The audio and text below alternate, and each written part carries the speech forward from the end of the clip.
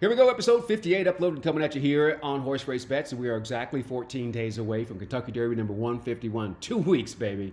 We got 2 weeks to get it together. And oh my goodness, you better buckle up, strap yourselves in because the next couple of weeks, next couple of days, everything is happening, right? Everything, every day is happening. Today, we've got a lot of big developments here. Let's get down to business.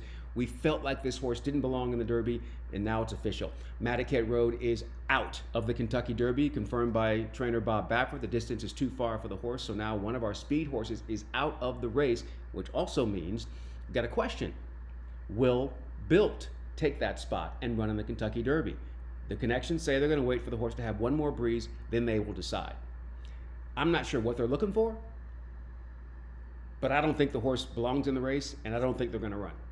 I think they're going to pass. Unless he comes, there's nothing he can do in that breeze, in my opinion, that will qualify him for the race. I don't think he's going to go. And if they put him in, all right, he's just going to get in the way.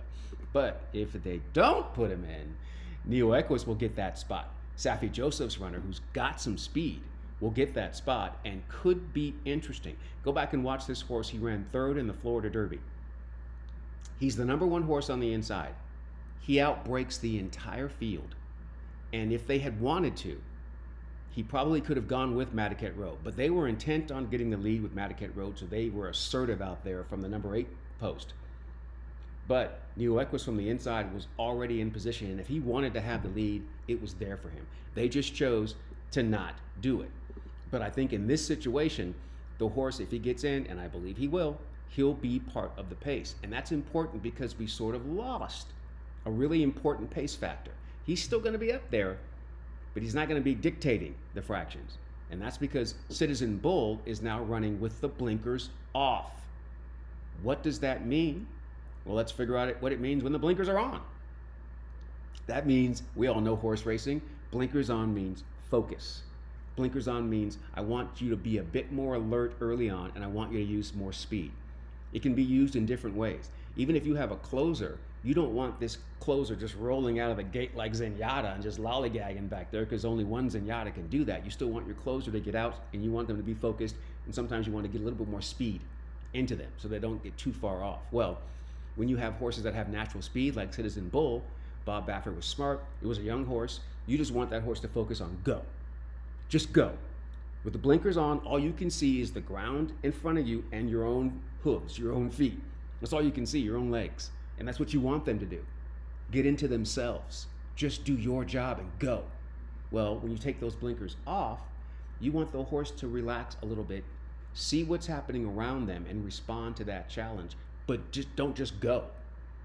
Now they want the horse to be a bit more in tune with the rider, waiting for instructions. They still have that speed. They're still going to break on top. But you don't want the horse to be intent on staying on top.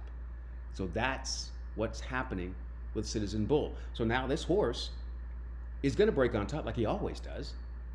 But Martin Garcia will probably not be intent on just going like they did in the Breeders' Cup Juvenile. They're like, we're going. If you want to come with me, getaway car, great. If you want to come with me, gaming, great. But I'm going, right? So that's the whole intent there. So with Citizen Bull running with the blinkers off, that means we sort of lose one of our guaranteed pace runners, right? Or pace setters. This is the time of year where you need to do 2 things every single day for the next 14 days. You come here to Horse Race Bets, check in and see what I'm showing you, my perspective as I filter it through this 25 years of experience.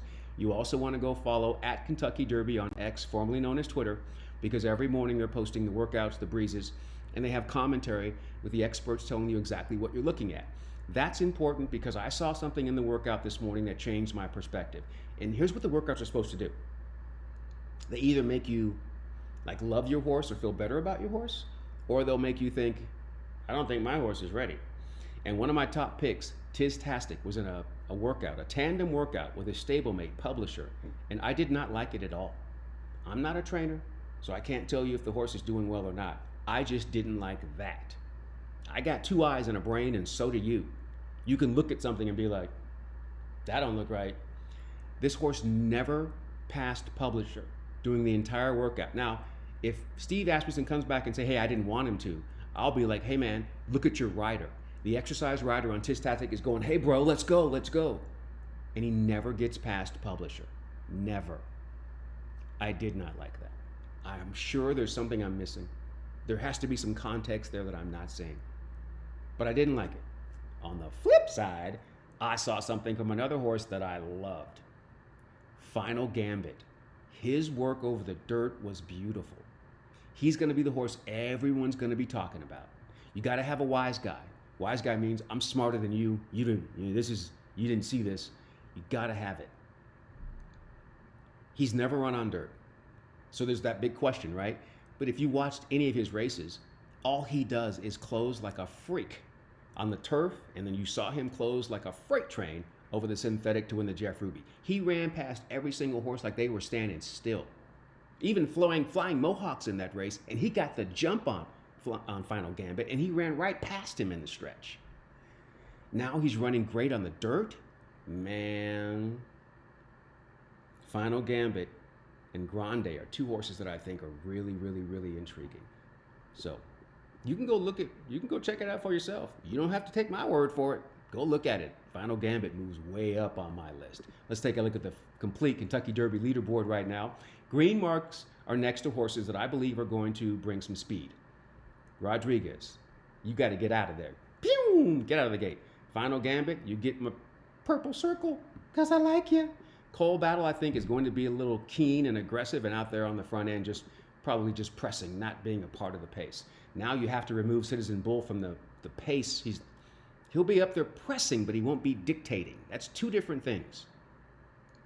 It takes more out of your horse when you're dictating the pace than if you are pressing the pace. So then you have Owen Almighty, East Avenue, American Promise, who's probably going to press right there with Citizen Bull, Admire Daytona. Now you're looking, okay, well, where's all my speed coming from again, right? It looks like it's not as speed dominant as it was before. I sincerely believe now that Madaket Road is officially out, I really don't think they're going to run with Built. I think they're just I don't know what they're doing, but that's their option to wait, but I don't think they're going to go. Neo Equus, I think, will get in, and I think that horse has some speed, and he will probably have to show it early on. Don't forget, go check out your daily workouts. Go check everything out before you come check in with us, or come check in with me and then go see, what is Ken talking about? Let me go look at that workout and see if you agree or not. I'm good either way.